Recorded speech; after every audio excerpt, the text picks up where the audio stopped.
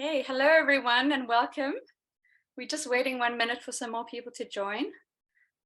My name's Rachel. I'm the coordinator of the World Crafts Coucil Europe. Thank you for being here in this webinar. We're very excited to get started. We have some great speakers lined up today. I just want to quickly share with you the agenda and a couple of small administrative things. Just to note that the webinar is being recorded. It will be published later online. During the webinar, if you have any questions, please feel free to make use of the Q&A box on the right-hand side. And at the end, we'll have time to answer these questions. And also just to note that at the end, we're going to have a quick survey that will pop up on your screen. It will really help us if you can answer this, just so that we can improve and understand your experience of the survey, so of the webinar. So please look out for that. Thank you. Okay, I just want to quickly share with you the agenda for today.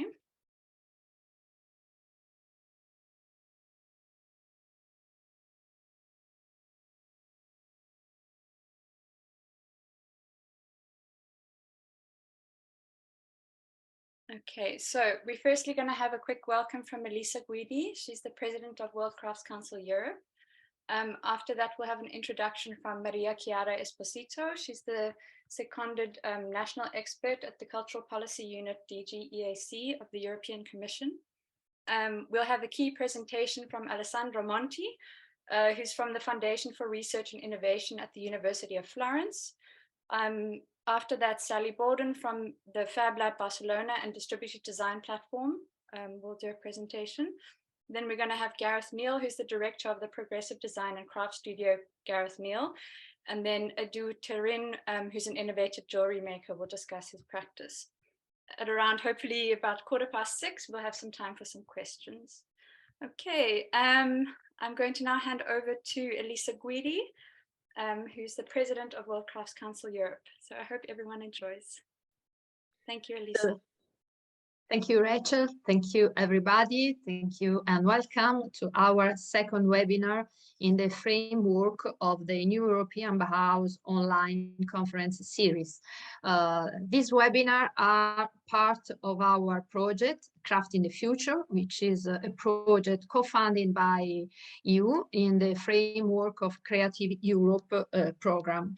The first one was about sustainability. Now we are speaking about digitalization, and we want to investigate the relationship between digitalization and innovation, but mostly the possible relationship and mutual benefit, I hope, between craft and digitalization. So I won't take too much time to our speaker, that I will thanks once again for their presence. And I thank, of course, Mariachiara and Alessandro, who is a friend, and I hope that we can be helpful and we can give you some new ideas and some new opportunities in your work everyday life. So thank you so much, and I leave the floor to Mariachiara Esposito. Thank you, Elisa, very much for presenting me, and thanks a lot to all of you for inviting me. I will now try to share my screen with my slides, hoping that it works. Can you hear me for the moment? Hopefully, yes. Yes, we can hear you. Thank you. Okay, now I don't know if you see my slides in the correct way.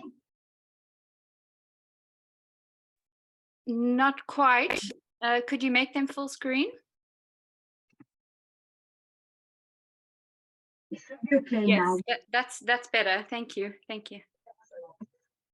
So I will give a few updates on behalf of my unit, which is the Unit on Cultural Policy in DG EAC, where I work as seconded national expert. And I will try to focus in particular on some key aspects of the new European Bauhaus priorities and how they intersect the cultural updates linked to digitization tools. So very quickly to frame the aspects that link, let's say, the general priorities of NEB with some of the evolution of the cultural landscape, and culture is an essential component of the three main principles that are at the basis of the New European Bauhaus. As you've heard, the main red line is sustainability and the relationship between nature and the living environments, and the aspects of inclusiveness on one side and of aesthetics on the other. During the, let's say, the path since which the European Bauhaus initiative started, which was really the post-COVID situation, and the idea that the President of the European Commission launched to think in terms of new ways of experiencing and of creating common spaces and a common environment, both from the physical interpretation of it, but also from the perspective of recovering from the pandemic and all that means for the cultural world in terms of support that can come from digital tools. A number of stakeholders and of groups were called to create this community, which is at the basis of the New European Bauhaus movement. So there was a so-called phase of co-design that brought together a number of different representatives from civil society, from designers, from architects, from researchers, and from culture and creative industries that gradually became ambassadors and involved groups at different geometries for the creation of the different work strands of the New European Bauhaus. And in parallel, the Commission has established a number of tools and opportunities to reinforce this community and to create also funding mechanisms and convergence between priorities that make all these disciplines work together. This co-design movement brought to the light four main thematic axes of transformation, where indeed many of the policies and of the underlying partnerships that the New European Bauhaus has inspired can connect also with communities online and with groups of stakeholders that are increasingly using the digital dimensions for achieving the objectives of these four thematic axes that the Commission reiterated in its main communication about how to translate European Bauhaus into practice, which is essentially how to translate the Green Deal into tangible tools, but in order to make the sustainability transformational path tangible indeed, of course, digitalization is a helping hand and also a set of priorities that through culture and creativity can become more and more part of these four areas. So going from reconnecting with nature to the sense of belonging, which are in a way the most directed areas of work where culture and cultural heritage are directly involved, to the other ones, bringing to the interactive and fruitful exchange between culture and creativity representatives with those that are more working in the industrial environment. So this idea of long-term life cycle thinking for the industrial ecosystem to contribute to this revitalization of the quality of living is really probably the axe within which the digitization transition is mostly relevant. And this is reflected also in one of the most recent developments of the New European Bauhaus movement, which has created this lab, which is also a sort of virtual and digital community that has identified a number of areas of work, and innovation is one of this, is one of the most important, both from the perspective of innovative funding and from the perspective of creating an enabling innovative ecosystem. And all the other areas that are linked to this lab are part of the first outcomes of this community, which is on one side driven by the steering groups in the European Commission in charge of that, and on the other side of this bottom-up community that has led some of these projects that arise from the lab. So essentially, this lab is a sort of large platform in which solutions are exchanged, ideas are tested, and projects start to take shape. And based on this sort of pilots, the Commission has gradually increased also the availability of funding opportunities. If we think very specifically of the digital and innovative angle, we can see that, of course, the new European Bauhaus is not only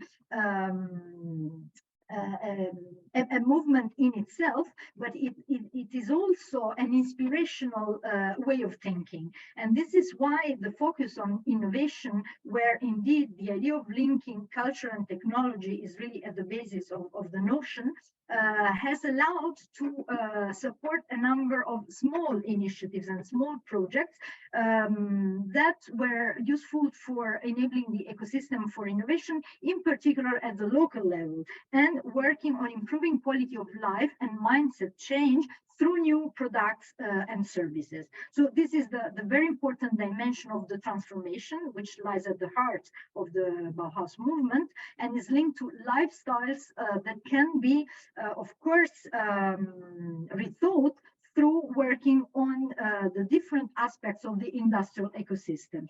And this is where indeed the NEB vision can contribute to sustainability using digital solutions.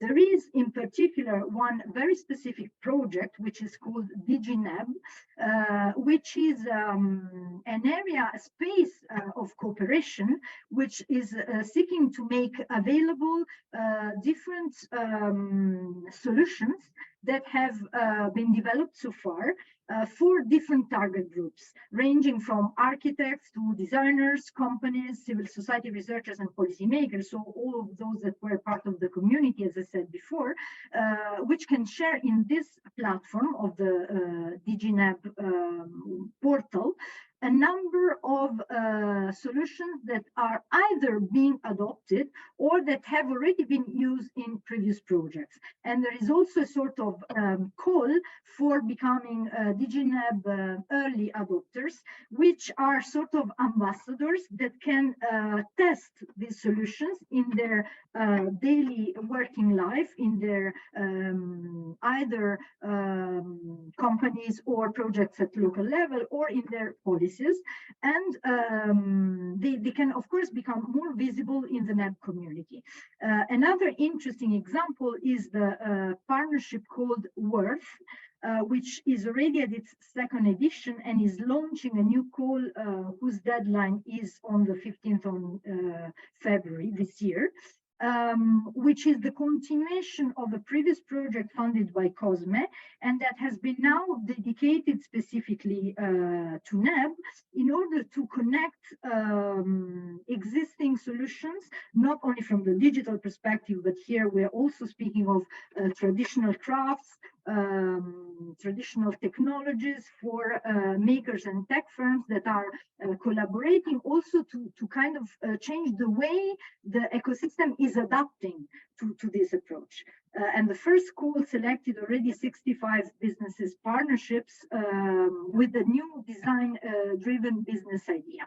So let's say that there are a number of combined efforts and projects that are using the different tools that the Commission made available through the different websites, funding parts of different programs, ranging from Horizon Europe, to Creative Europe, to COSME, to the NEB Prizes, that is a dedicated initiative where also a number of digital companies took part.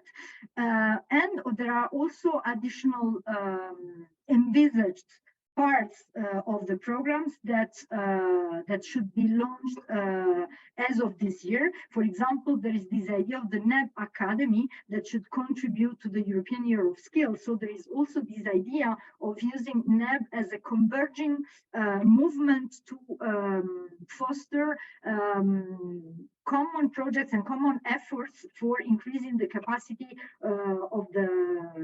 Now, I, of course, say it from the cultural sector perspective and creativity in particular, but this is also true for many other SMEs related sector, where digital skills are taken into account to steer sustainability. And this is particularly important also in the context of new regulations and new guiding methods.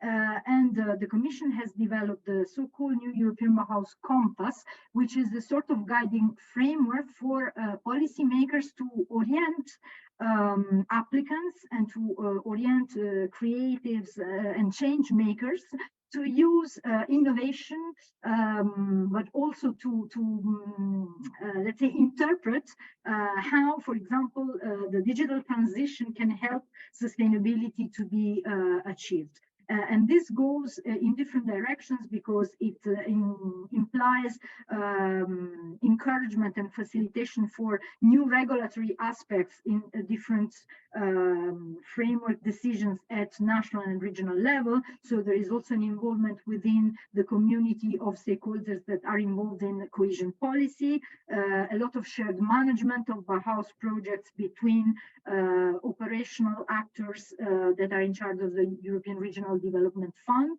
So the local level is particularly important.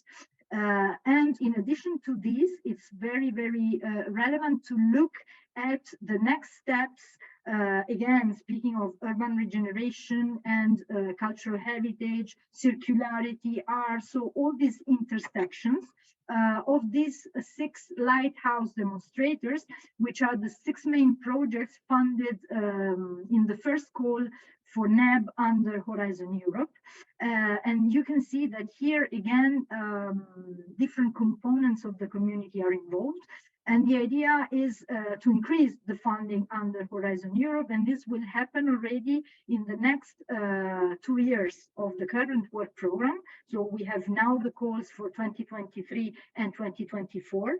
And in 2024, there will be a dedicated call in Cluster 2, which is the cluster for culture, creativity, and inclusive society. So where all creative industries can participate, to present projects for a pilot action that will be dedicated to NEB from the perspective of design, architecture, and heritage, using living spaces as test beds to use either digital or non-digital solutions that can transform quality of experience and also the mindset of the communities in approaching the Green Deal, essentially.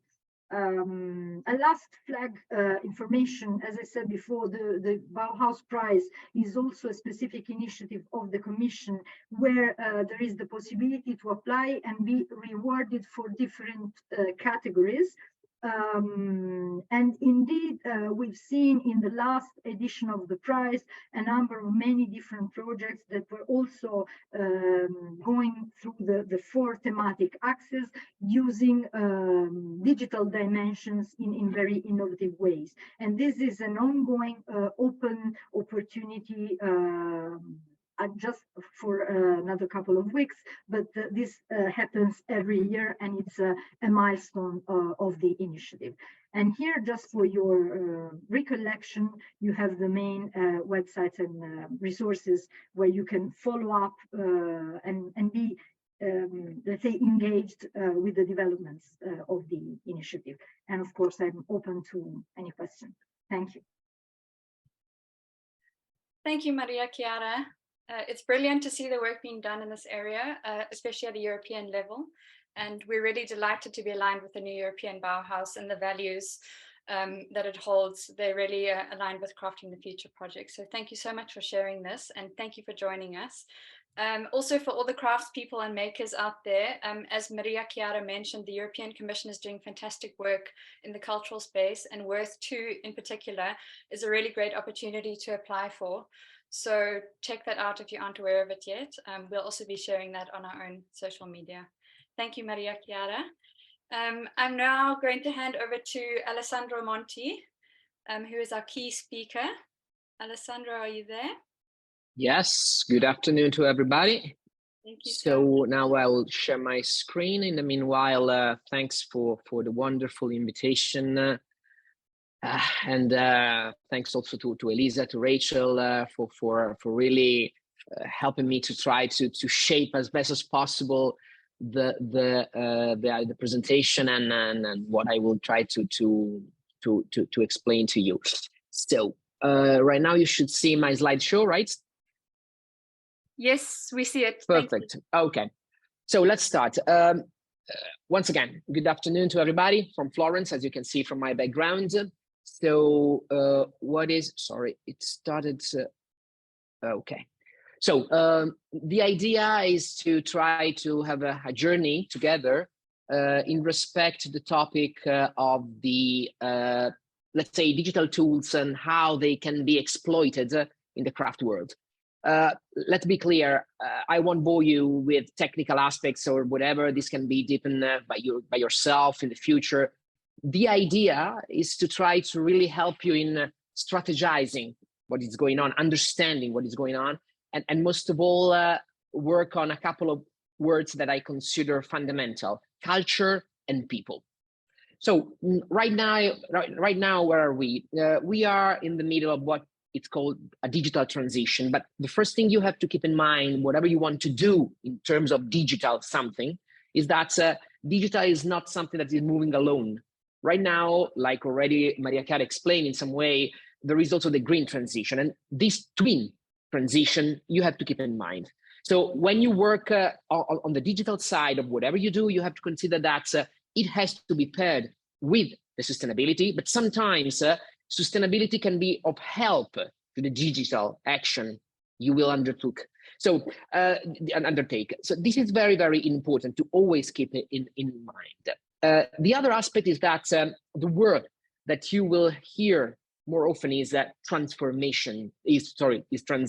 But as a reality, maybe depending on where you are today, this could be a transition, meaning that you are already ahead in this process and you simply have to keep moving in a certain direction, a digital direction.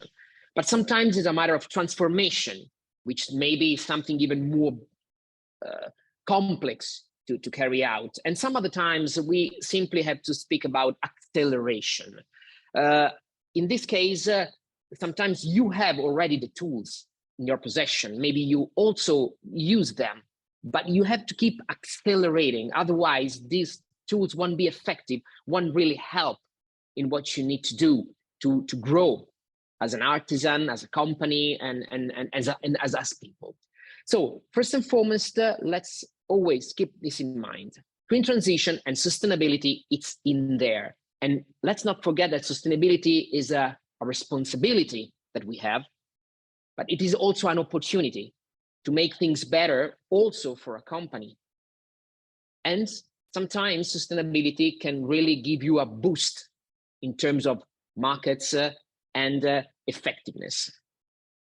So getting to the, let's say, the tech part, when we speak about digital transformation, transition, whatever, we have to consider the technological trends.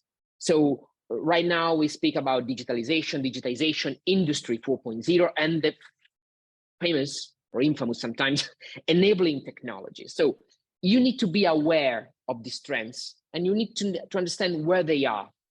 And you really have to assess how much they can be useful for you as trends, as macro trends. Then you will have to deal with the different technological trends in terms of enabling technologies. We speak about virtual reality, augmented reality, Internet of Things, Internet of Everything, artificial intelligence, machine learning, algorithms, blockchains, and NFTs. So this, let's say, literacy, you have to make your own.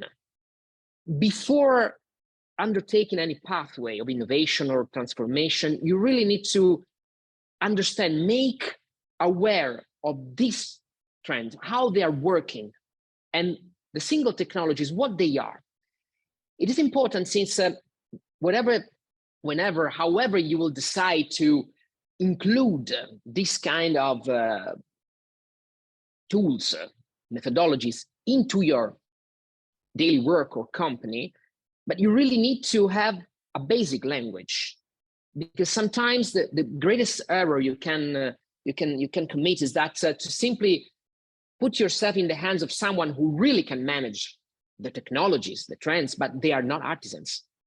And they need you to really shape, customize, tailor those technologies, those trends onto your business, your art, your craft. So literacy, and this is the first hint of culture. You really need to study, let's say, a little bit, not alone, there are many ways, but this is very, very important if you want to start this kind of pathway. Then the main aspect, let's start talking about culture. The first barrier, most of the time you have to overcome when we start talking about digitalization, digital things, is that many of you, thanks to Elisa, thanks to many of the people from the WCCE, we had the chance to get in touch with you, have a chat, and most of the time the argument starts with what I do with my hands. Technology would avoid me to do that, or in any case would contaminate, taint my real deep approach as an artisan.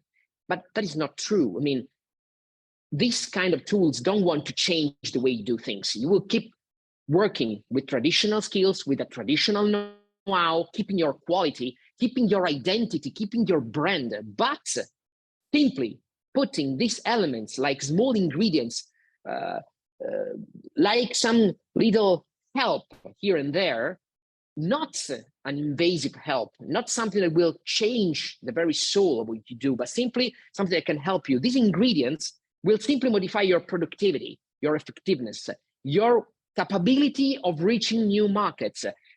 Maybe you will have to change a little bit your business model, not what you do, not how you do it. But in any case, these kind of ingredients will really help your economic trend. So this is something like a booster, a real booster. So you have to blend, mix, pair the traditional yourself with this kind of instrument. And this means having a change in culture. Your cultural approach has to change. And that you can do in such a way that the digital transformation becomes something completely embedded in your daily work, in your artisan work. And in this way, this new technology can help you to build the digital archives, let's say support the design process, the production process, enhance your communication, open new channels. You can change your approach to the market, pre-selling, post-selling, customer care. As you can see, many of the examples that you can find on the right side of my slide, what do they mean? They mean that you don't touch what you do. You preserve it.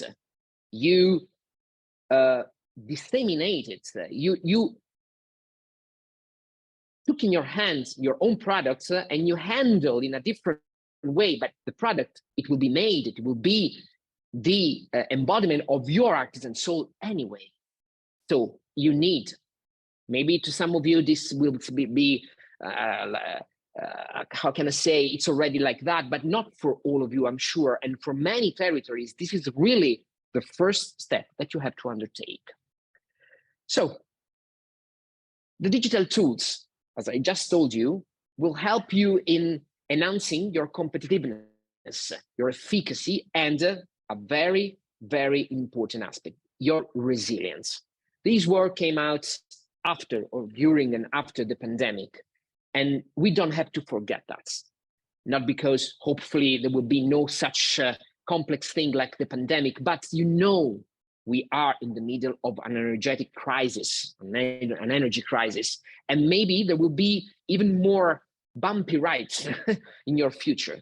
So these kind of digital tools can and must be also used by you to try to enhance your resilience. In this way, you will be super able to overcome future challenges, which maybe are not simply related to the business, but maybe to something unexpected. But thanks to the digital world, tools and methods, you can be ready for any kind of possible future challenge. And this is something you also have to make your own and, let's say, include in your approach, in your daily approach. So far I told you about the tools, what they are, that you have to use, and most of the time, one of the first reaction is, okay, but I feel a little bit alone in this. I mean, you tell me that I have to learn to understand this kind of things, to interact maybe with my providers, but I still feel not secure, safe, completely at ease, in a comfort zone. Now, the second thing you have to do when you start your pathway of innovation in terms of digital and sustainability transition, you have to look at your ecosystem of innovation. Wherever you are, I'm sure there is a group of local stakeholders, bigger, smaller, but they are there to help you. And that ecosystem of innovation is a way of doing what you have to do in a safer way. Most of the time, these local stakeholders are people that work on the networking, on the fundraising, on the technological transfer. I come from the foundation of the University of Florence. I do that as a research organism, but there are many, many different facets of this kind of activity related to the stakeholders. First and foremost, look at your ecosystem, these people that can help you to exchange knowledge or trigger innovation process. Look for them. We are talking about schools. We're talking about other crafts, other companies, maybe not crafts, but it doesn't matter. Trade association, chamber of commerce, research organism, the policy and the decision makers, the clusters. Okay, this you have to look for. Why? These people can really take you hand in hand and help you. And sometimes, depending on the country and the situation, also free of charge, and can help you to start the process of change of your culture, the process of identifying what's better for me, and the process of finding who can provide me with the technology or the methods. And they will be the people that can really, really help you. The hashtag "you're not alone," it's an important aspect, because sometimes you don't do things. I keep talking to you like you are a person in front of me, because I think that most of you are artisans who really need to simply have someone talking to them, to find the right way. So you are not alone, and we're not alone because the ecosystem of innovation are widespread right now all over Europe. Trust me, I've been in Spain, France, all around, Austria, Italy, Greece, Portugal, everywhere. These people exist. Sometimes it's so easy to look for them, start asking them for help, and trigger the right pathway in the most safest way.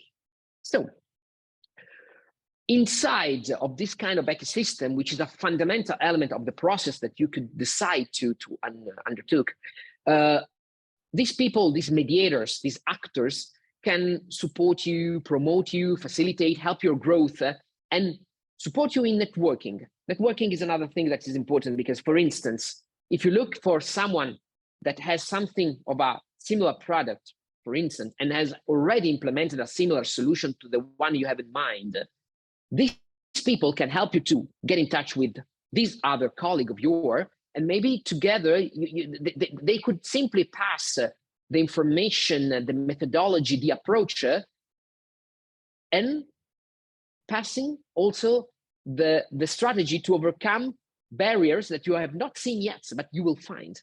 So the mediators, they are a great research which you have to look for in your specific different country.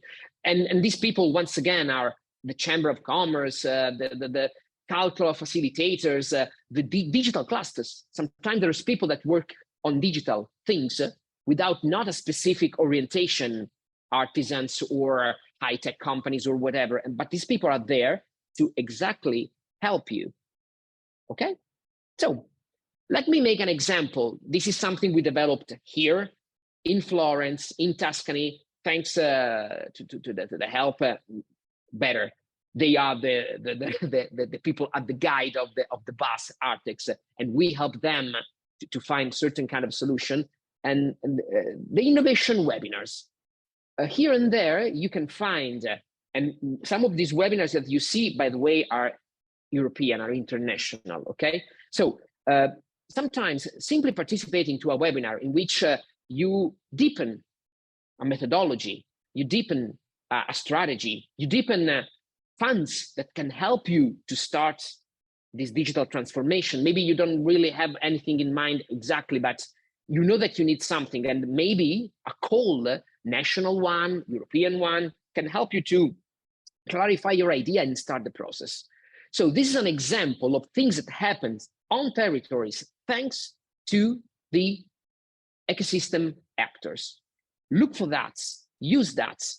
Most of them are free of charge, once again, and they can really help you not only to understand the topics, but also get in touch with the first pieces of this ecosystem, mediators, research organism, or others. So let's say that now we are at the point in which you have a literacy, you have started to shape an idea, maybe you have found someone that can help you. What you have to do now, create a pathway. And this is a simple statement, which is not so simple, because most of the time we are all used to say, I have a problem, what's the solution? This is a tool, I use it. No, it's a pathway, it's a process. Whatever you want to do in terms of digital acceleration, transformation, or whatever, you have first of all to build a pathway. Imagine it, design it, put on paper, black and white. Then you have to design a roadmap, meaning how much time do I need? What are the possible barriers I will have to find and overcome, and establish milestone, moments in which you are to such a point where you cannot go back from there. From there, you have a basis, a robust basis. So this is an important way to approach all this kind of actions. And in the meanwhile, remember that most of the time, actors and mediators provide you surveys, and sometimes there are restitution events or other webinars. Have a look at that. Once you have started the process, do not leave the hands of these people who's helping you. I focus a lot on the survey because sometimes we receive a lot of them. And most of the time it's okay, another one, but they can be useful also for you to think. When you read a survey, you start to see maybe new words, new things, new approaches. So keep working with the same approach that brought you at this point to keep going on. Okay, so once you have launched the process and you are in the digital acceleration, transformation, or transition, keep the flame alive. And most of all, keep approaching people, keep finding funds, keep having new ideas, keep interact with new stakeholders, new actors.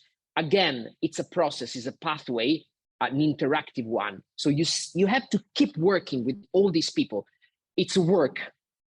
It will be tiresome sometimes. It will engage you a lot. Sometimes you will want to surrender and say, okay, I have to focus just on the solution. Don't do that. Keep the process alive, because in the end, this will be so fruitful for you. So running out to the end of my presentation, when you have done all of this, keep asking yourself, there is an Italian saying that is, and maybe something in your country, you will have philosophers, scientists that have the same saying. The more you know, the more you have to doubt about yourself and what you're doing. Meaning that, okay, once you are in this, first, before starting, and this is something also referred, that I address to the people who helps sometimes crafts and handcrafts people. It's easy to bring people on the wrong pathway. So everybody has to keep in mind, not simply start trying technologies, especially not the super hyper ripe, the too much mature. Sometimes I hear people keep talking about website and e-commerce. That is something like having a phone in your pocket. Everybody has it. Okay, it's the very same for these technologies. And they will not solve the problem, not at all. You need something more, like, for instance, social media marketing. So digital, different kind of instruments. So keep questioning whatever you do. No technology resolves all the problem by themselves. So whatever you do at the start, in the middle, at the end, keep working on the fact that you really have to check what you're doing. And sometimes, for instance, I'm thinking about Industry 4.0. In here, many times we started by assessing people. Are you really one who needs that solution? And the answer sometimes is no, so don't do that. Keep questioning the things you want to do. Not simply, okay, this is a trend, this is a technology, are famous, people is funding them. Are they suitable for you? Can they be really helpful for you? And then keep working on enhancing your culture. Absorb knowledge, work, and now we get to the people. Reskilling, upskilling, meaning that sometimes you have to acquire new people for doing things, but the answer is, okay, this could be complex for me. Okay, don't do that, but at least try to reskill or upskill people. It's important. It's very important that you know what people are working on, maybe for you, paid by you, but you need to know those things, how to handle them, because at a certain point, whoever will build your digital solution, digital tool, could leave you. And if you are not able to maximize the effect of that tool, once again, you will make a step back after having spent money, effort, and time. And people is key in these processes. Human resource can be new resource, but can be also people that can be reskilled or upskilled and brings you new approaches. Having fresh ideas, having something new that can be discussed, it's really key for really triggering the right way this kind of transformation. So thank you for listening. I hope that it was an interesting journey about methodology and strategies, and I'm open to any question. Rachel, you have the floor back. Thank you, Alessandro. It was an interesting journey indeed. We really appreciate it. It was very inspiring and motivating, and it's so wonderful to have such practical and hands-on information. I think a lot of people really value that. For me, the key takeaways of cultural shifts, culture and people, embeddedness, and new approaches are really fundamental to this digital transition we're experiencing, and also for many people, just how to cope. I really love this concept you mentioned of a hashtag, you're not alone. We're in this together, because digitalization can be a huge challenge in the craft sector, which sits between traditional and contemporary. So thank you for opening up those questions and really giving hands-on advice to people who may be grappling with keeping up with these challenges. So remaining resilient, as you say. Thank you so much. Please feel free to ask questions to Alessandro in the Q&A or in the chat, and we'll get to those later. We're now going to be hearing from Sally Bourdon. She is currently an action researcher at FabLab Barcelona, working on the distributed design market platform. She's going to cover that. So Sally, over to you. Great, thank you so much, Rachel. It's a pleasure to be here today, sharing with you all about the distributed design platform. Hopefully you can see my screen all right. And Alessandro, thank you very much for your presentation, because it was a really good interlude to talking about distributed design as a tool to support creative talents. My name is Sally Bourdon, and I, as Rachel said, is an action researcher at FabLab Barcelona.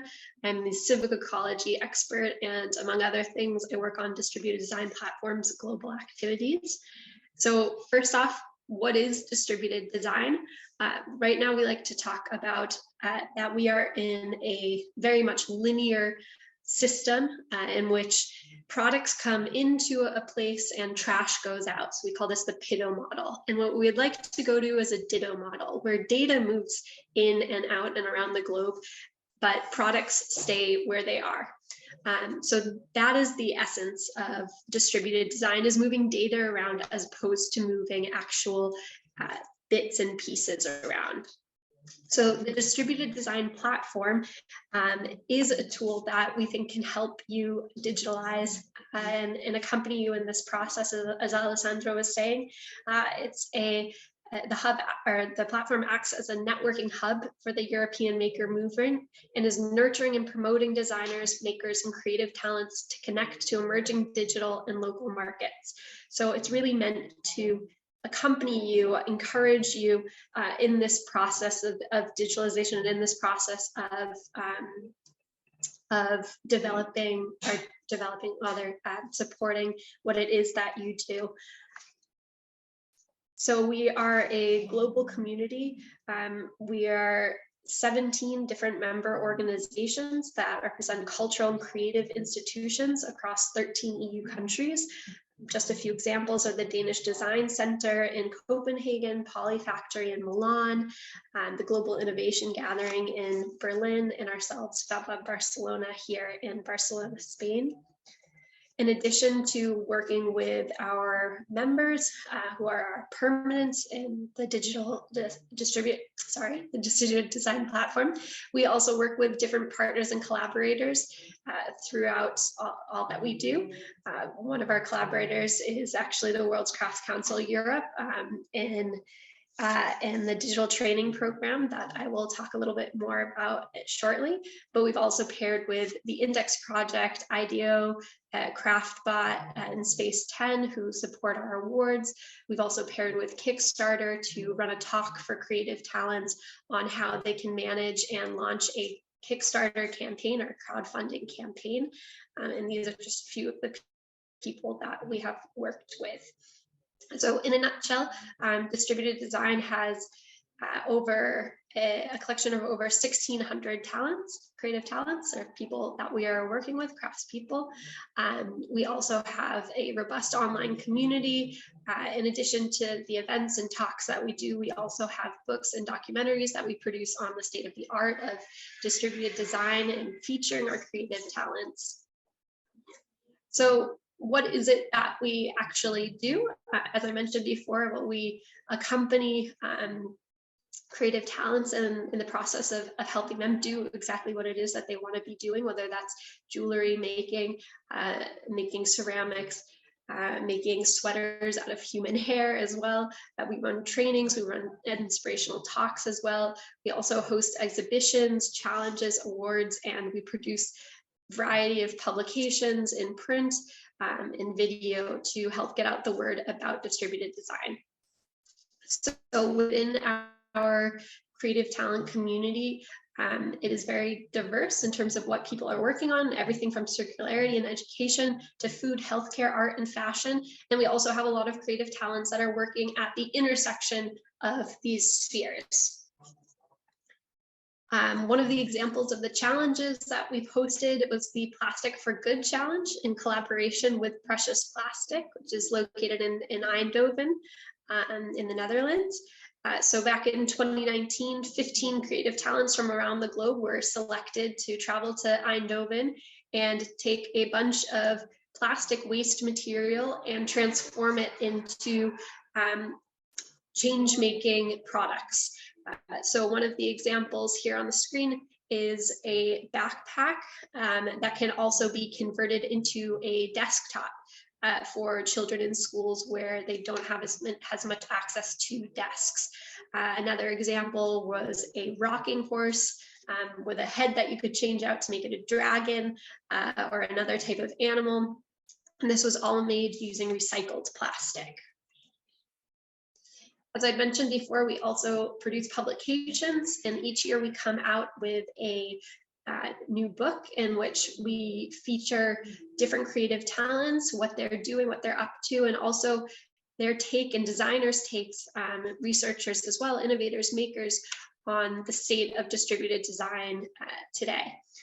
In the past, we have released 4 books so far, and actually we still have an open call right now for contributions to this year's publication, which will be called Driving Design. Driving Design will be addressing the emerging drivers of design that are essential to changing how we interact with the world now. And it's a space to reflect on design as a form of activism to actually tackle challenges and pressing conflicts. So some of the examples for themes of this year's publication are decolonizing design, design as activism in times of conflict, and resiliency and planetary health, uniting ancestral wisdom and contemporary knowledge. So if you are interested in writing a contribution, I'll include the link in a moment so that you might make a submission, and that's open until the end of January. So couldn't not make a little plug for this year's publication. In addition to print publications, we also create documentaries. We have 2 right now that talk about the state of the art of distributed design and feature different creative talents and experts in the field. And this is also a way to educate the public about what distributive design is, about what designers actually do, and help get the word out about creative talents and their goals, missions, and challenges. We also have awards for our creative talents. These awards are divided into 4 categories. And just to give a few examples of this year's winners that kind of show the diversity of the different types of creative talents we work with. In the future thinking category, a project called Human Material Loop won. Human Material Loop is taking human hair from hair salons and recycling it, or rather upcycling it, into sweaters to address the issues of sustainability within the fashion industry. In the adaptable and open design category, a project called Make Care won. Make Care is 3D printed tools for the daily use of people that are afflicted with butterfly skin. That makes their skin incredibly sensitive, and they rely on all different types of tools. So the adaptable and open design was given to this group for not only creating this design, but also making it open source so that anyone anywhere with access to a 3D printer could be able to print these tools. And lastly, the Project Excellence Award, which this year went to Dodola, a project out of Slovenia, which is making ceramic water filters. So just to name a few of those to really show that we're working with a lot of different types of creative talent, some that are using more new digitalized tools, but others that are using traditional tools as well. And one last example of our creative talents and a really wonderful success story is Domingo Club. Domingo Club has a mission to promote plant-based proteins, the practice of fermentation, and to make tools for everyone to start fermenting their food at home by teaming up with mushrooms. This is also a really nice example of how we've supported Domingo Club, is helping them with tools on their communication strategies through different programs. As well with Maker Exchanges. They're also a former winner of the Distributed Design Award, and they have gone from working out of their home to now they are in a new space, and recently they were actually featured in a quite an important talk on tempeh fermentation. And lastly, just to end the presentation, if you are looking for a way to start off this year in upskilling yourself in digitalization, I really recommend applying for the digital training program that we are hosting in collaboration with World Crafts Coucil Europe. Applications are open until January 22nd, and I'll share the link momentarily, but it is a 2-month online masterclass for craftspeople, and the program is intended to assist craft practitioners in the adoption and use of ICT tools. Just a few examples of the classes that we'll have will be new and emerging digital markets for creative talents, collaboration and sustainable practices, and communicating design, which I'm happy to host the masterclass on. So thank you so much for listening. If you do have any questions about distributed design, you can contact our program manager, Jessica Guy. Her email is below. And thank you again to World Crafts Council Europe for hosting. Brilliant. Thank you so much, Sally. Great to have you here. FabLab Barcelona and Distributed Design Platform are really doing incredible work to support and develop opportunities for makers and designers and craftspeople. And you guys are really bringing a very contemporary and innovative concept to the table. So thank you so much. Yeah, just to re-emphasize, we're partnering with them on the digital training program. So we'll post information in the chat about how to apply. We're accepting 60 participants. And in the future, we'll take the recordings and publish them online. So check that out in the chat. Okay, next up we have Gareth Neal. Gareth is the director of his own furniture, craft and design studio. I'm sure his work will speak for itself. So I'm going to hand over to you, Gareth. Thank you so much. Hi, everybody. Thanks for inviting me to talk. I feel a little bit nervous having sat through a few talks and just sitting here listening.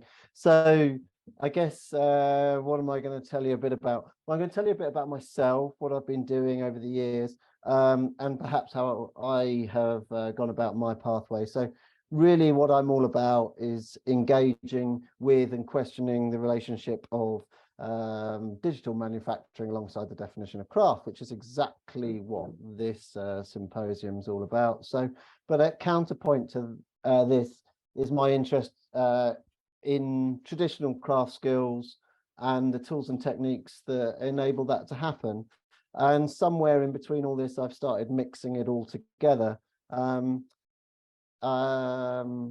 we see all this? Can we see the screen and everything right now? Yes, we can see this. Thank you, Gareth. Okay, good. That's well, great. There's me on the right-hand side in 1996. So we're talking 26 years ago as a second year on a BA program. And even then I was interested in digital tools, digital music, but also hand making. So, you know, I think what's always really important here as I start talking about materials and design is that, you know, it's good to show you that we all started off somewhere before I go on to perhaps things that were slightly more successful.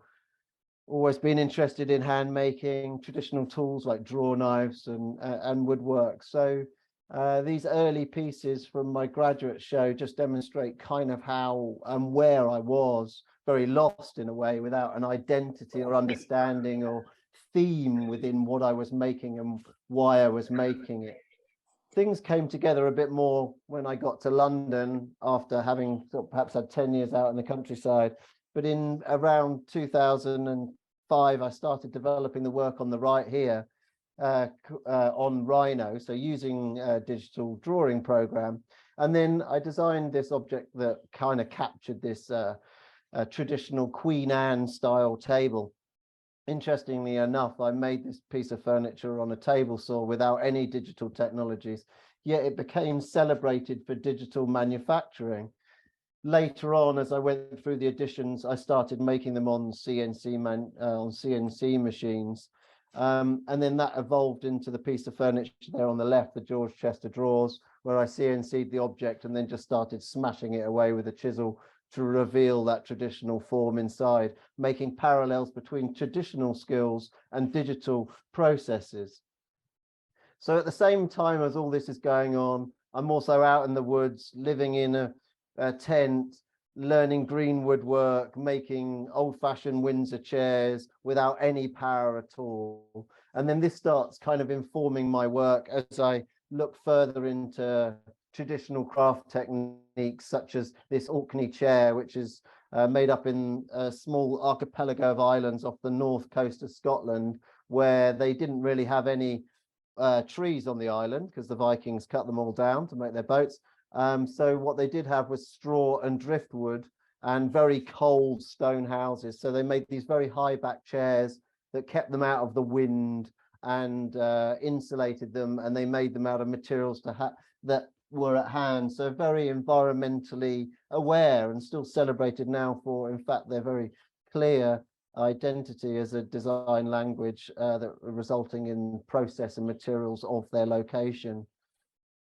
I was perhaps the first person to go back up there and reinterpret this language. So I went up there and worked with a guy called Kevin Gould. So we're talking about that kind of cultural crossover. So Southern England works with an Orcadian and takes a traditional craft skills of Scotland and applies it to a Southern chair. So this crossover created this chair that we called the Brodgar chair. This is now in production. We don't make masses of them, but it keeps Kevin very busy. We've got lounge versions, dining chair versions, and we've done cabinets and things over the years. So it has a little drawer. Originally, lots of them had drawers, and that was for a bottle of whiskey or the Bible. So sort of things to keep you warm at night. This has evolved to working with other craft practitioners such as Anne-Marie O'Sullivan, who's a willow worker, who I said, oh, look, I bet you could apply your willow work to this same chair frame and make a stunning back. And sure enough, she managed to do that. So I'm just showing you a bunch of traditional craft skills that perhaps I've learned on the way. And then what I'm going to come onto is how this, by designing wooden objects, by designing furniture, applying these craft skills to traditional wooden objects, yet having historically also been really interested in digital processes, how the relationship of those two has sort of begun to get me known for someone who is really trying to cross over between digital manufacturing and traditional manufacturing, and where I stand in relation to that discussion that sort of Alessandro mentioned, where, you know, we hold on to heritage so tightly sometimes that it disables us and doesn't enable us to progress. And I'd like to just show a few slides that demonstrate perhaps how the progression of digital manufacturing, certainly in relation to woodwork, has evolved. Now, the slide on the right, that was originally a wooden tool with a little chisel, metal chisel that stuck out of it, and it was called an old woman's tooth, which I was quite like the idea of, that this old woman with only one tooth, but you push that back and forth, and it was a chisel at a set depth that enabled you to create a set depth to your kind of marking out and cutting of joints. And the tool on the left is a similar thing, where you know the side of it keeps you stopped at the side of the piece of wood, and then the blade has a shape in it that enables you to cut a profile. Not so dissimilar, in fact, exactly the same as what is now a router. And this is a 30-year-old router, but you put a tool in the bottom of this, you push it around, and you can cut profiles and take away elements of wood, which is, of course, exactly the same as a CNC machine. Now, this is a CNC machine that was probably in the industry in the 70s. So digital fabrication, digital manufacturing in the world of woodwork isn't exactly a new thing. Obviously, the machines have evolved, and the ability for craftspeople to access these machines has become so much more affordable. And, you know, many workshops have access to these kind of things, which would have been hundreds of £1,000s in their days. So the evolution of that tool has just gone from that to that to that. So now I'm going to show you some of the things that I've done with a machine, more or less exactly the same as that. So I got a phone call from Zaha Did about a collaboration a few moons ago, and it made me realize I had to do something that was digitally based, her being one of the pioneers of digital architecture, parametric modeling. I thought it's about time I did a bit more parametric modeling. And she wanted some tableware. It was also sponsored by AHEC, the American Hardwoods Council, and a company called Benchmark, who were going to fabricate this thing. And I knew they had a CNC machine, and I knew I wanted to use it. So Zaha wanted tableware, so we worked on some tableware. Now, they had this very old machine, and so I suggested to them they could use it. And so often people have these machines and use about 5% of their brain power or their ability to do things. And I knew this machine could do so much more. I had to get them to invest in a bit more memory for the machine because it couldn't cope with the model. But we took on the idea of making these vessels that emulated the idea of a thrown pot, that took on the relationship of the hand and the touch. These grooves are the same shape as your fingertips, so it encourages you to move your hand over the object.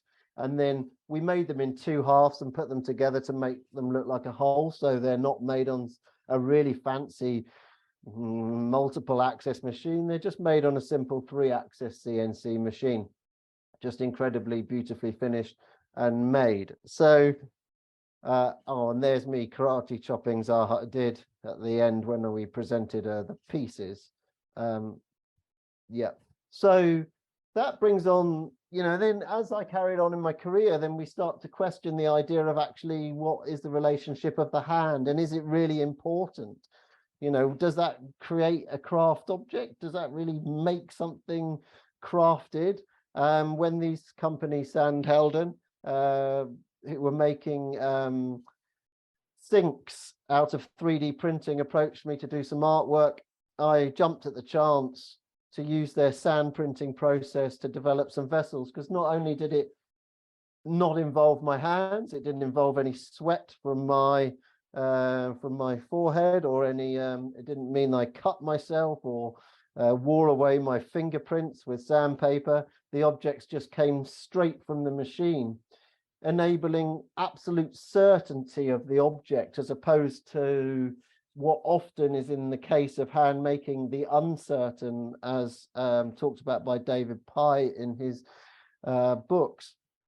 So here we have the results of that collaboration that carries on today.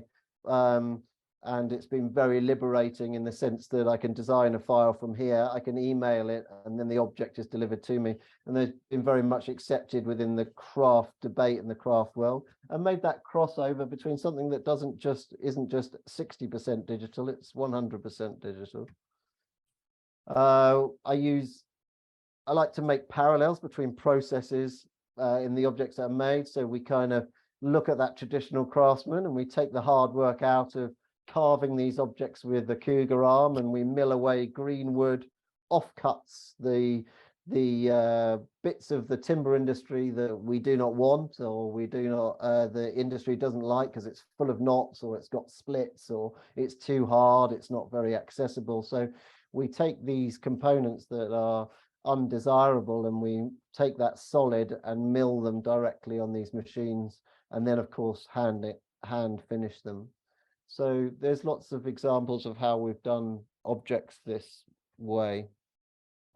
So we come to the last project of the presentation, and I think it comes into line with some of the stuff that we've previous talkers talked about, where this was an EU funded Better Factory project with two partners that partnered me up with a company called The New Raw and a artificial intelligence company based in Copenhagen called Artific. And The New Raw, if you've never heard of them, they print recycled plastic, 100% recycled plastic, to make furniture using these style robot arms.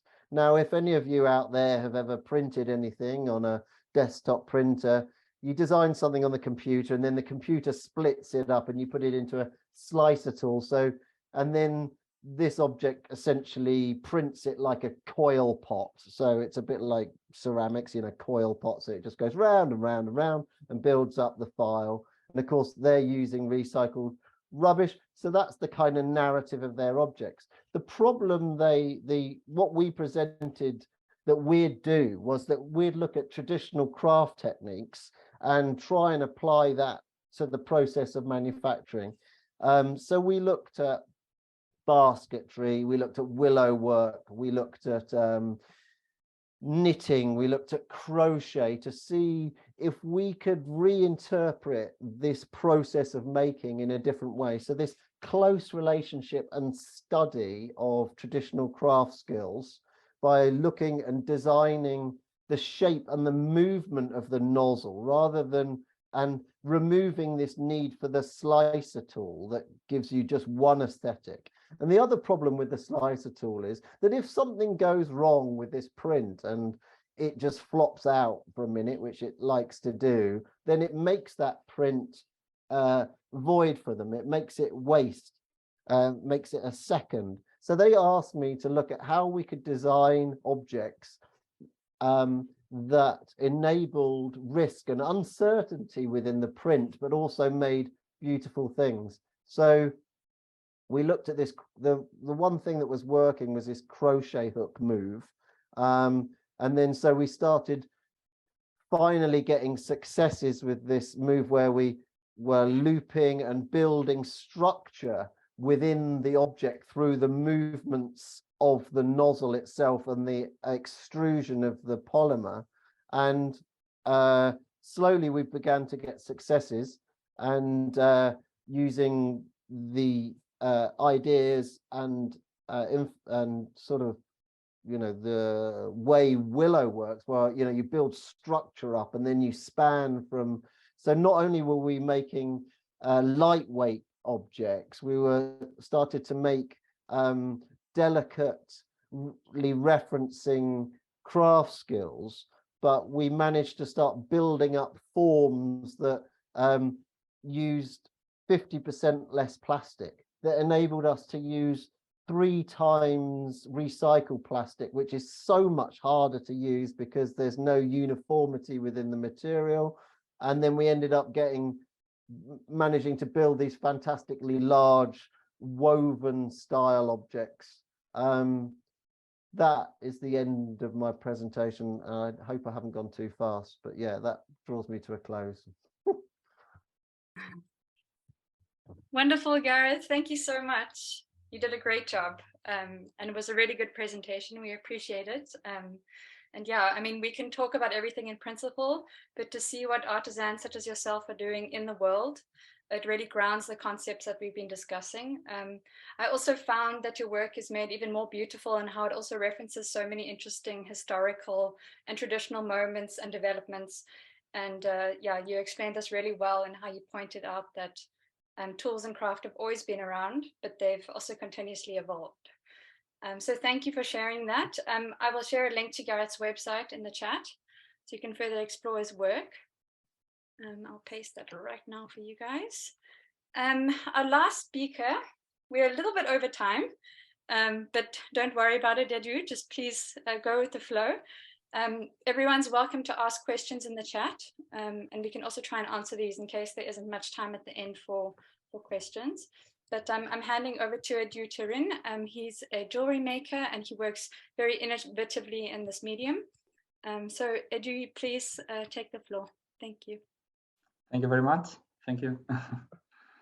So hi everyone. I will start sharing my screen, and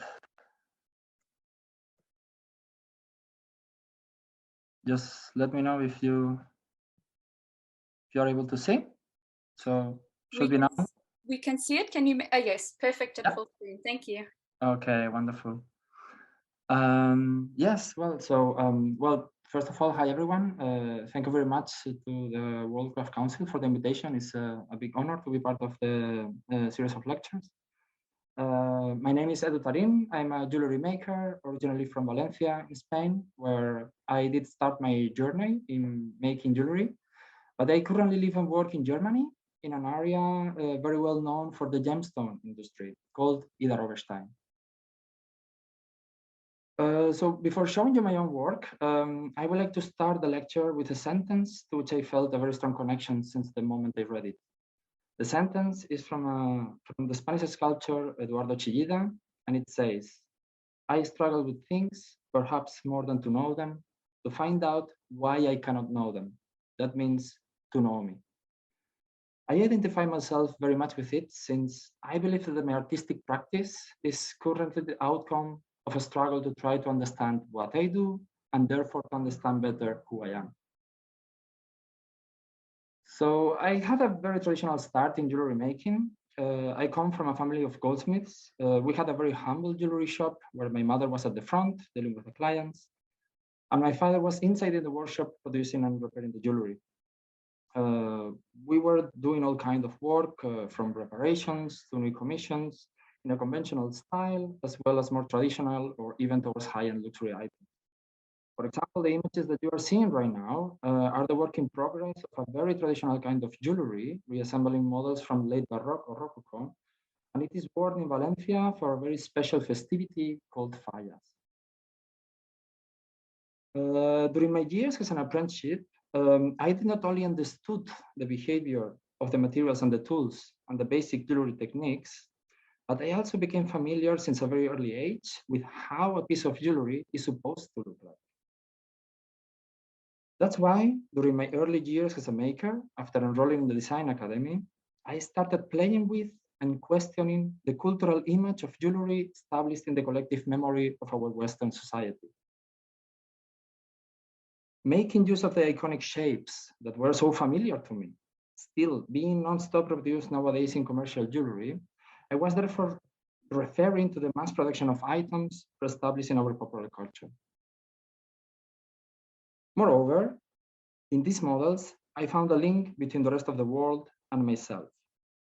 The little agglomerations of settings and rings so recognizable as jewelry by the naked eye also tell my story.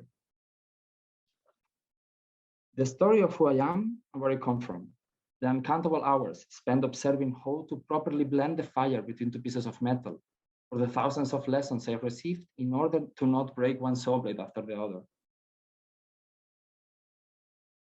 The understanding of the production process and how is something actually done has been and still is, since I started making jewelry, an incredibly important part of my work. At the early stages of this last project I've just shown you, I was very engaged with the lost wax casting technique. Nevertheless, when I moved to Germany, the pieces got eventually larger, and so did its weight. So in order to make hollow and light pieces, I got to discover the electroforming technique. The galvanic technique itself has many different applications, but there is one in particular that will lead me to develop my work further. The technique is called electrotyping. And following, I'll show you a little video so you can better understand what it's about. To make an electrotype, molds are taken of each section of the vase. A flexible molding material is applied to the surface. In this case, gutta percha, the sap of an East Indian tree. The mold hardens, leaving a precise impression. A coating of graphite makes the interior of the mold electrically conductive. Wires are attached to the inner surface. The mold is suspended in a copper sulfite bath with a piece of copper, and an electrical charge is applied.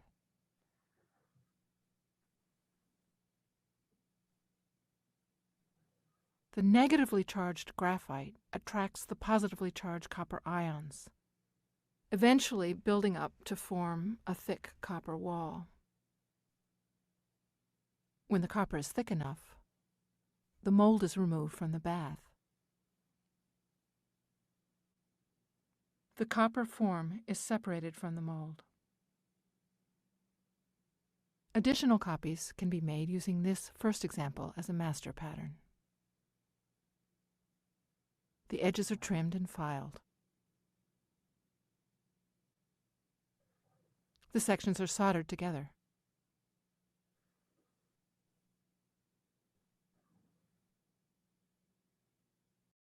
So slowly I abandoned my bag full of vulcanized rubber molds of jewelry pieces and started to make my own molds out of scratch.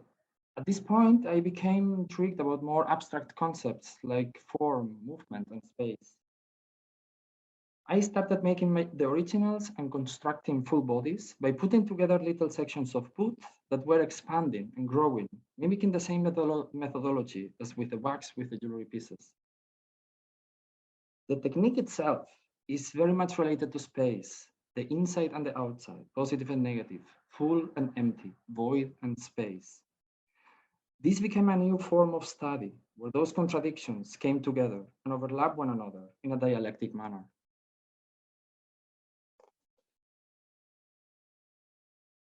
I want to mention that my personal work benefited immensely of the atmosphere and exchange that surrounds a collaboration. And in fact, the following group of work is the fruit of that. Even though I continue to work with materials that have been traditionally used in jewelry, like precious metals and gemstones, I started to dive deeper into different and newer forms of handling and working with a material. To this moment, what I wanted to do and how I was going to do it were into different spheres, where the how was the solution for the what. But since this moment, I glimpse how the two start to arise simultaneously.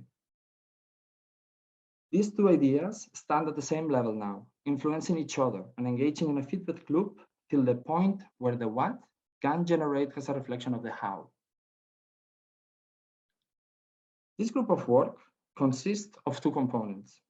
In one hand, the metal has been formed through galvanic.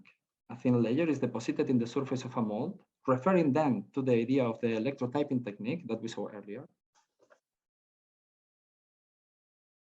And in the other hand, the mold is in this case made out of stone. And it has been shaped with an automatized computer control machine known as CNC, or computer numeric control. At the time, I had a part-time job in a company focused in the micromachining of small precision technical components out of hard materials like ceramics or sapphire. And its owner, Gaspar Morsbach, accepted to collaborate with me for the realization of the project. So here you can see a small demonstration of the machine that he's using. So this is a 5-axis simultaneous machine at CNC. And of course, it has many interesting characteristics like automatic tool change, a trouble system for edge finding, spindle alignment, current spindle. But of course, it has nothing to do with the machine that I learned. So yeah, the machine that I learned was incredibly archaic, and it was basically a two-dimensional image. It's quite different.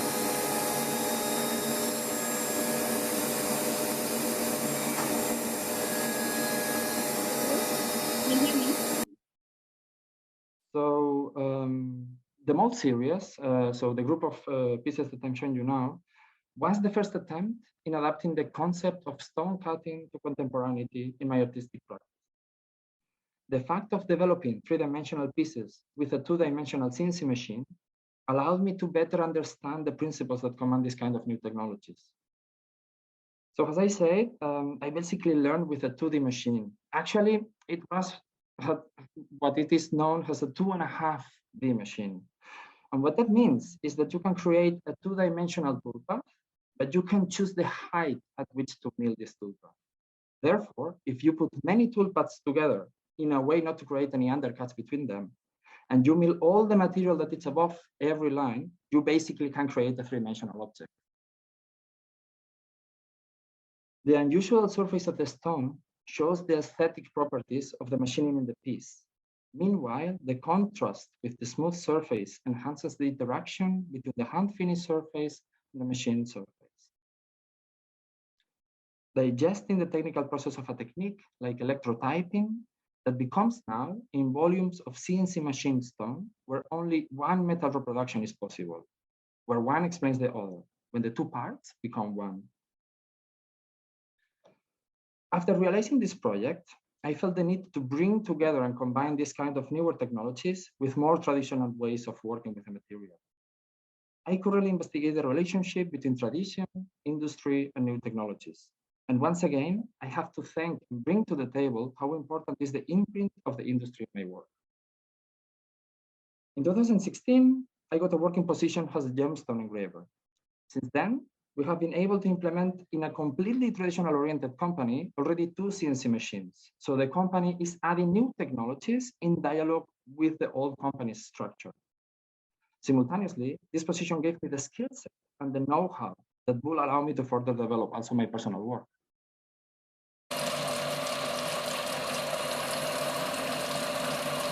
So in order to better understand the behavior of the different stones and how they react to different tools, I decided to draw all my pendants by hand. Here, you can see a traditional stone cutting horizontal lathe with a silicon carbide wheel.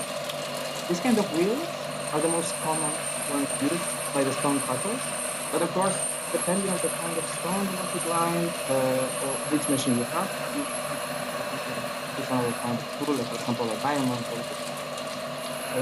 Then depending on the shape you want to make, I will just slowly. Edu, sorry, Okay. we can't hear you speaking because the volume's very loud. I'm sorry to interrupt. Yeah, sorry. We can't hear the important information. We can hear you better now. If you can just turn the volume of the video down. Thank you so much. Perfect. Thank Yeah, you. I was just mentioning that this is a very traditional horizontal lathe for cutting stone. And that is the way traditional stone cutters works. And of course, depending on the kind of shape I want to do, gradually I will move to smaller machines with smaller tools, more sharper tools that will allow me to arrive to all the corners. Yeah. So once the pendant is finished, I do a 3D scan of the piece and another one of the rough stone. And I place them together in the computer to understand how they might fit better together. Only then I can write a program for the CNC machine that will allow me to grind away into the rough stone part of the negative shape of the pendant. In this way, the pendant is partially incorporated into the standing object, and a symbiotic relationship is created between what it was and what has become. Even though this body of work is still very much related to the ongoing concepts of space, positive and negative, full and empty, the exchange of techniques from tradition to modernity is focusing to the understanding of the different processes with which to approach a material. This body of work emerges as a personal struggle in understanding and investigating the entanglements between traditional and modern gemstone carving techniques.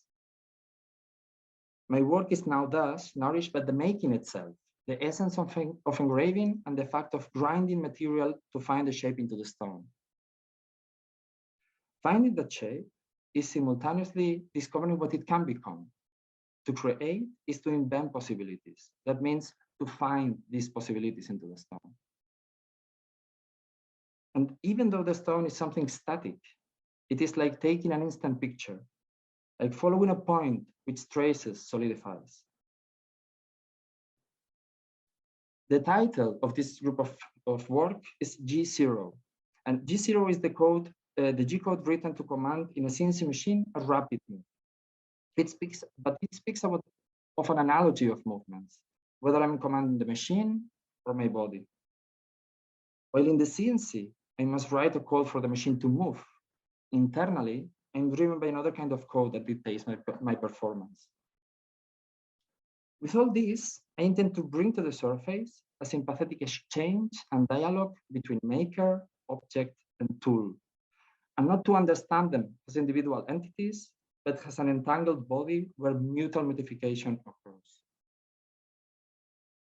Thank you very much. That was my presentation. I hope you enjoy. We did indeed. Thank you so much, Edu. Thank you very much. It's fascinating to learn about your processes and techniques and how you've merged new technologies with traditional materials. And also how you came from a family of jewelry makers, and as a member of the new generation, you further developing on these traditions and coming up with innovative processes.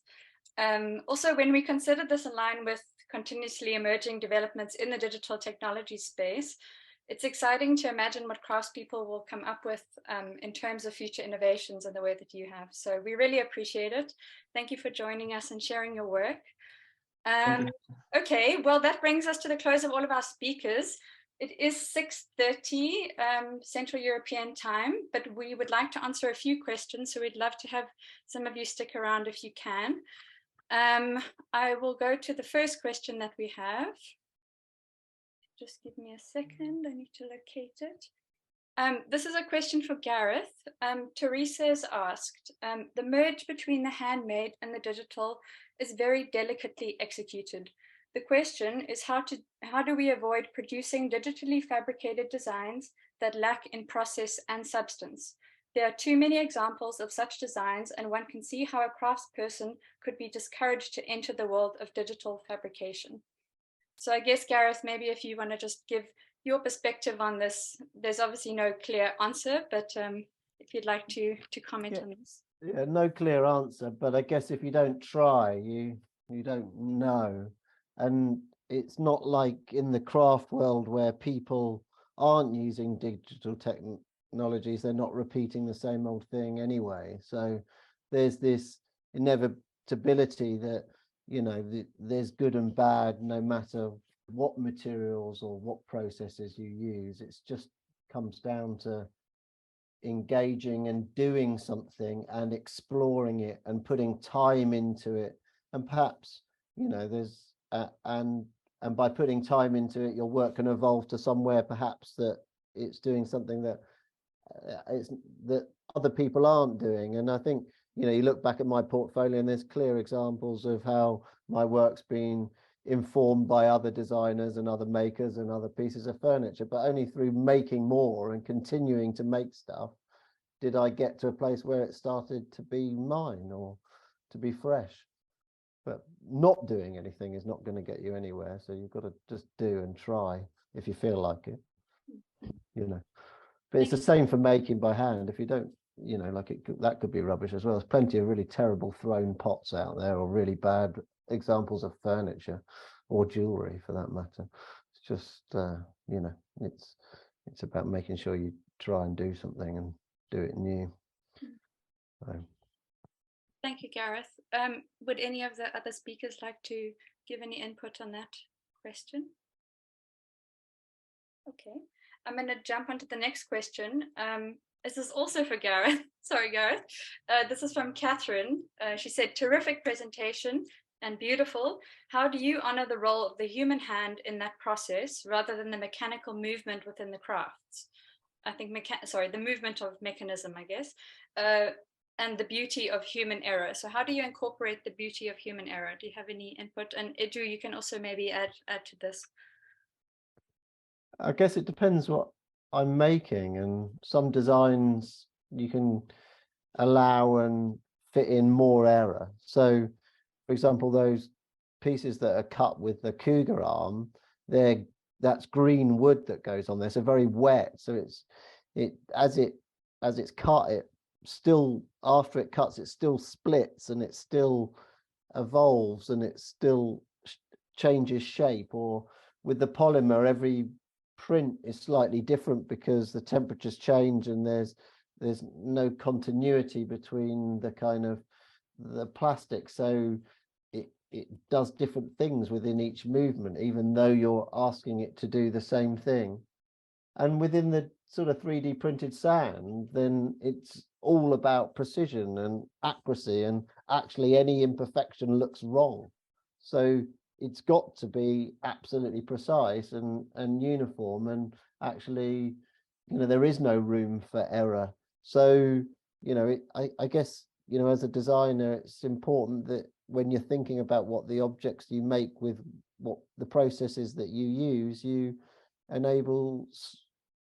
have that dialogue with yourself to know when and where to incorporate it or let it happen, or have a sense of just being free with the material to let it do its own thing that gives it its own identity. And there's times to turn that switch on and there's times to turn it off. So I guess that's my answer. Thank you, Gareth. We didn't have any other particular questions. If you would still like to ask any questions, you're welcome to raise your hand or post in the chat. I'm going to just give a few seconds for anybody to speak up. Rachel, if I could just add to the first question that got asked, and someone Monica really nicely commented in the chat, digital fabrication are in the end tools, one of many. Many of our creative talents, for example, are using a combination between traditional tools and digital fabrication. And so just because you start with digital fabrication as well doesn't mean that you only need to use it. You can also find this really interesting balance between the tools, and that also makes your product unique in and of itself because you are employing different processes. So this is something that we see a lot in our academy programs and our training programs.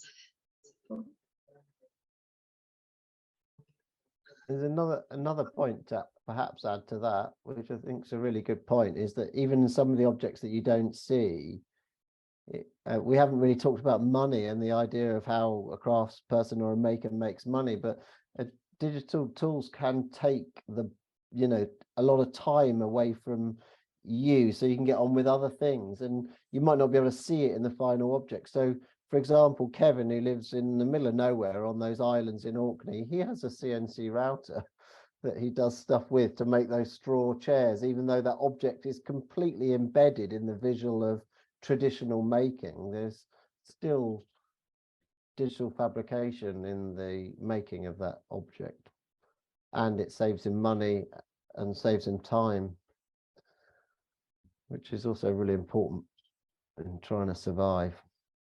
Yes, absolutely. And I mean, if we look today at the market for crafts and how this also ties in with sustainability, we really have to take into account that time is an issue for everybody. And if you can find tools that can help you to develop your practice, but still create things that are handmade, they are very individual, they are very unique, and they are crafted, but utilize digital tools. This is a brilliant solution. Yes. Okay. All right. Well, I think we're going to wrap up, everybody. I'd like to say a huge thank you to all of our speakers, to Sally, Alessandro, Edu, Gareth, Mariachiara, and Elisa.